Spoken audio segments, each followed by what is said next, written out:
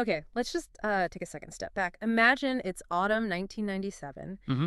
That, like, perfect crisp air, the leaves are all gold and red. Oh, yeah. Crunchy leaves everywhere. Exactly. And the music. You had Sheryl Crow asking if it makes you happy. The Cardigans' Love Fool, definitely. Spice Girls telling you what they want. It was just such a distinct feel, you know? Yeah. A whole mood, like a love letter to that specific time. It really was. So, okay, let's unpack this. Today, we're doing a deep dive into some really interesting sources about a romance novel, If It Makes You Happy, by Julie Olivia. Mm-hmm. And it takes us right back there, deep Yeah. into autumn 97. You've got the crunchy leaves, the cozy harvest festivals. And yeah, the author fully embraces some of those classic 90s rom-com cliches. Which can be fun. But what's really compelling here, I think, is how these sources let us track these two characters, Michelle and Cliff. They're both of these huge turning points, messy ones sometimes. So our mission, really, is to see how shedding who you thought you were, often because you're kind of forced to, can actually, maybe surprisingly, lead you to finding your truer self and real connection. Finding your Copper Run instead of your Seattle. Exactly. You'll hopefully see how that plays out, how we sometimes find the courage to choose it. We've got the author's note setting the scene, a great 90s playlist, and then, of course, bits from the novel itself. Okay, let's soak in that 97 vibe then. The author's note is upfront about it, a love letter to both the autumn months and the late 90s. Yeah. It promises cozy harvest festivals, crunchy leaves, Halloween celebrations, and Thanksgiving pies. It's basically saying, grab a blanket, light up a cozy candle, and revisit the autumn of 1997. It really sets that mood. And that playlist helps too. You mentioned Sheryl Crow, but also like One Headlight by the Wallflowers. Mm-hmm.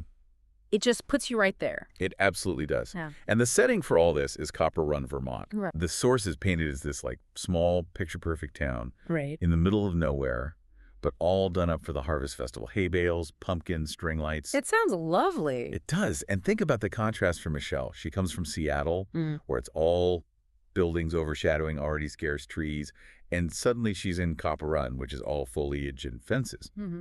That change, it's huge, isn't it? How does that hit someone who's already vulnerable? That's such a key question, I think. It's got to be foundational. She's thrown into this place that's the total opposite of everything she knows. All her usual supports are gone. Yeah. It's really testing how that kind of massive environmental shift can force you to look inward, maybe change your whole perspective. Definitely. So let's meet them. We start with Michelle, July 1997, and it's rough. Understatement. She's at her mother's wake in Seattle, grieving, and at the same time dealing with her divorce being finalized. Her ex, Alan, is literally leaving in 5 minutes for a flight. Yeah. She thinks divorced at my mother's wake wasn't on my list. Just brutal timing. Hits her when she's down. It really feels like it's designed to just shatter everything she's built. Yeah. You know, she's described as this almost 30-year-old workaholic. Mm-hmm. The first female manager in her advertising company sees herself as the competent one, the gets things done daughter, not the fun one. Right. But this double whammy, it just cracks her wide open. She's questioning everything. There's that line where she thinks, how do I tell Dad and Sarah, though? Hello, I'm your almost 30-year-old workaholic daughter-sister who can't hold up a marriage. Oof. That really shows how tied up her self-worth is in her career and not failing. Exactly. A very common thing, right? Equating personal failure with professional identity. And then, the perfect little twist, she inherits Rocket, Alan's border collie. Oh, wow. Described as having a prima donna disposition, gives her the cold shoulder. It's almost funny, this reluctant dog reflecting her own guardedness. It's a great touch. Sets up this parallel journey of them both sort of softening up. So, while Michelle's world is falling apart in Seattle, let's jump to September 97 and meet Cliff in Copper Run. Okay. He owns Burke's Bakery, seems much more settled. He's got 2 daughters, Emily, the defiant teen with her boyfriend Josh, and 6-year-old Brittany, who loves wrestling and unicorns, plus his sister Carol and best friend Lars nearby. His life feels grounded. It absolutely does. A total contrast. He's 2 years past his own divorce from Tracy. She's in New York. Relationship with the kids is kind of shaky. And Cliff worries. He says, I worry about her, but I worry about her relationship with her daughters more. So he's really the stable parent. Yeah.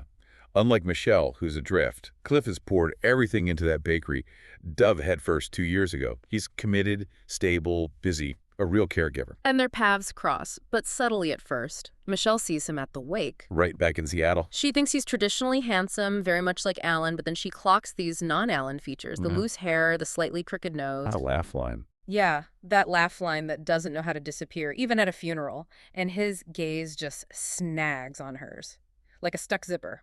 Ooh, good detail. An immediate little spark. Then fast forward to September. Michelle lands in Copper Run, feeling totally uneasy. She's there to run her mom's B&B bird and breakfast just until her sister Sarah graduates in December. Talk about being thrown in the deep end. Completely. That initial snag zipper look kind of foreshadows things, doesn't it?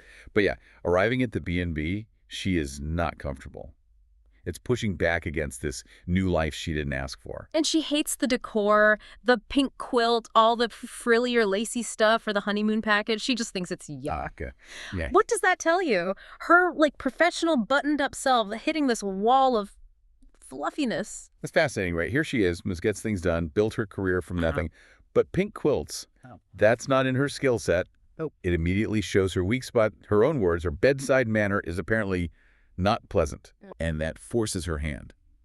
She has to admit she needs help, needs Cliff's hospitality lessons to be warmer. That's a huge step for someone like her. And it's Cliff who finds her, right? Her and Rocket looking lost outside the inn. Yep. He actually calls her Sarah at first. Oh, right. Which just highlights how new she is. Exactly. But then he quickly invites her for dinner, a big neighborly welcome. Says she doesn't have groceries yet anyway. Smooth. Very neighborly. And Michelle, though hesitant, and Rocket too, they accept.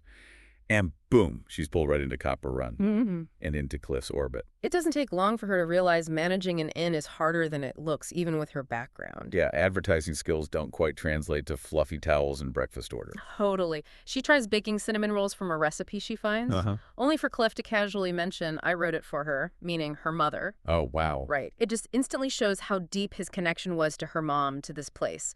And it makes Michelle feel even more out of her depth. Her usual confidence just evaporates. Exactly. Yeah. It's not critical the way he says it, but it subtly shows how integrated he is and how much of an outsider she still is. But it also builds a little bridge. And, cinnamon rolls become this whole thing between them. They do, and then the parenting stuff starts happening. Right, the reality check. Cliff's daughter, Emily, is sneaking off to see her boyfriend Josh instead of working. Typical teen stuff. Yep. And then little Brittany gets slightly hurt, apparently, by Rocket during a festival. Oh, no, Rocket. I know. But these aren't just, plot devices, are they? They really pull Michelle and Cliff together. Oh, absolutely. These everyday dramas, they show Cliff being this really dedicated dad. Yeah. But they also show Michelle stepping up, finding this empathy she maybe didn't know she had. Yeah. She offers to check on Emily after a fight. And Cliff calls her later, confiding that Emily's a little upset. They become allies, Yeah. supporting each other through the family stuff. It really changes their dynamic. It makes you wonder, right? How often is it the messy stuff, the crises, that really show you who someone is? So true. And their own past relationships are definitely lurking in the background, too. Oh, yeah. Big time. Cliff is pretty open about Tracy, his ex. Says, Tracy makes it obvious that Emily was unplanned, that she's the reason we're tied together. You can hear the anger there. But then he's fiercely protective of Michelle. Tells her Alan is a loser for cheating. Says, you're stunning, and he's a bonehead. That's quite telling. His admiration is pretty clear. Definitely. Yeah. But you also see his own hurt influencing things. And Michelle gets it. She reflects on her own complicated relationship with my mom, too. How her mom was detached earlier, then changed when she moved to Copper Run. Right. She even says Copper Run never saw that side of her mom. It's they both understand having these complex family histories. It really is. It's this shared ground, this understanding that even though the divorces are done, the emotional stuff, it sticks around. It makes them cautious, creates this kind of invisible barrier they have to navigate. So things are shifting. Michelle starts noticing Cliff more. His lack of personal space, the way he looks at her, those issues lingering with his gaze. She feels actual sparks running through my chest when he touches her. It's undeniable. But she's also fighting her own feelings, isn't she? She totally is. She admits it's not that she misses Alan, per se, but it's the quiet. When I walk into the kitchen, it's devoid of the sound of his newspaper crinkling or the smell of our steaming morning coffee. Yeah, the little things. Exactly. She feels the distinct lack of another person, the simple fact that I'm alone. It's that deeper emotional void, not just being physically alone, that starts to wear on her. It makes her more open, I think, to Cliff. And that leads to the Halloween kiss, in a haunted maze, no less. A classic rom-com setting. Totally. But even with that clear spark, the reality of her leaving soon hangs over them, so they make that agreement just friends. Right. Cliff says, we're only friends, and she agrees, yeah, you're my friend. It feels like they're trying to protect themselves, right? Like preempting the inevitable heartbreak. Oh, absolutely. It's total self-preservation mode, driven by the past hurt, the future uncertainty. They know there's something there, but they try to rationalize it away. Huh. Just friends. Yeah. Right? And then Michelle does something kind of wild. Oh. Still convinced men don't want women like me, still planning to bolt back to Seattle, she suggests Cliff date her sister, Sarah. No.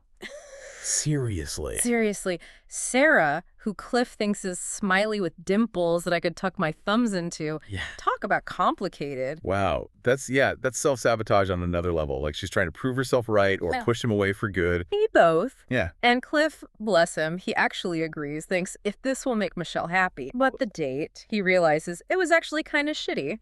Well, good. And his sister Carol and friend Lars, they totally call him out. Like, I haven't seen you look this happy in years, and I want to know why you're pretending like it means nothing. Thank goodness for honest friends and siblings. Sometimes you need that outside perspective to see what's right in front of you. And then comes Thanksgiving.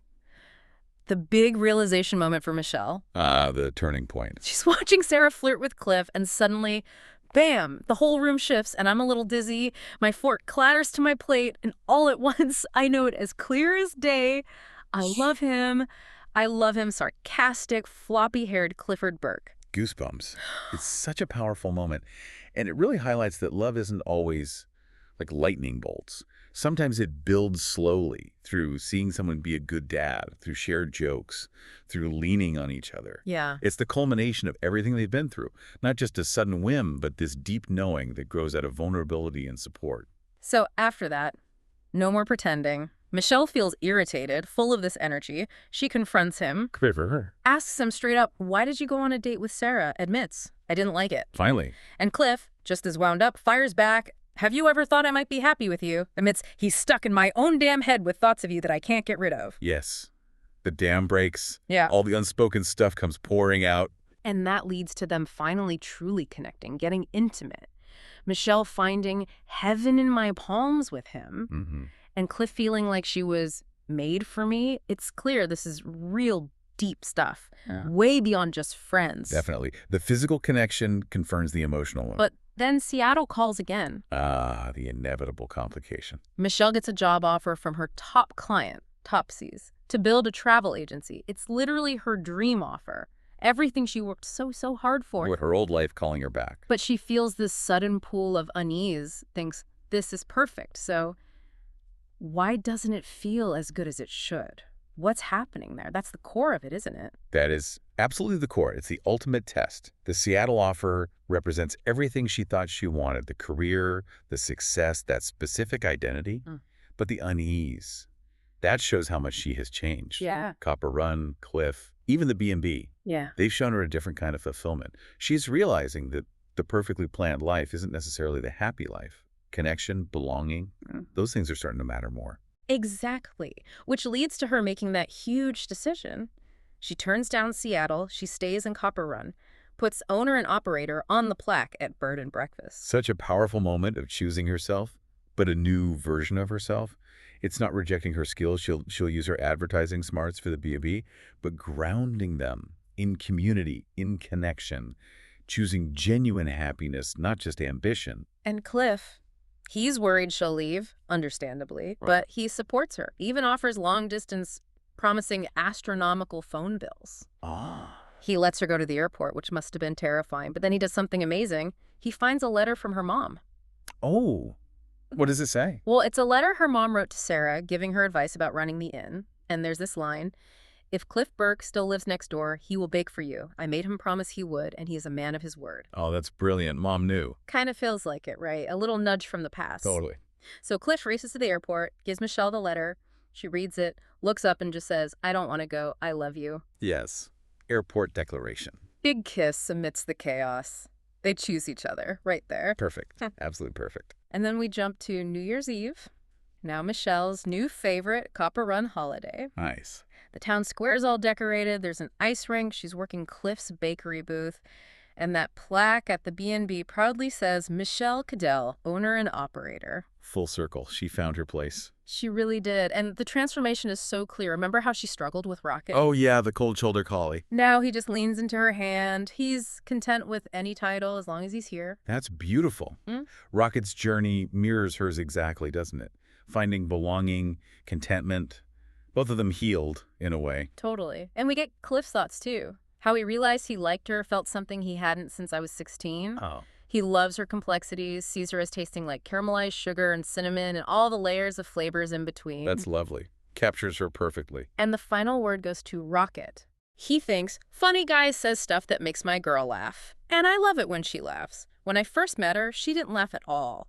As long as I have my girl, and as long as funny guy makes her laugh, I can't complain. Not one bit. Okay, that's just the sweetest ending. Right. Simple, true, dog wisdom. Right. What a journey. Michelle goes from this grieving, divorced workaholic in the city to this happy, fulfilled innkeeper in a small town. And Cliff finds love again after focusing solely on his kids and bakery.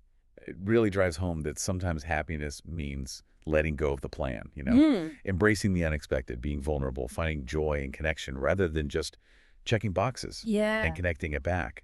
Michelle's story, wrapped up in all that lovely 90s nostalgia, it's a reminder for all of us, isn't it? We can map out our lives perfectly, but often the best paths, the most fulfilling ones, they come from those detours we didn't plan.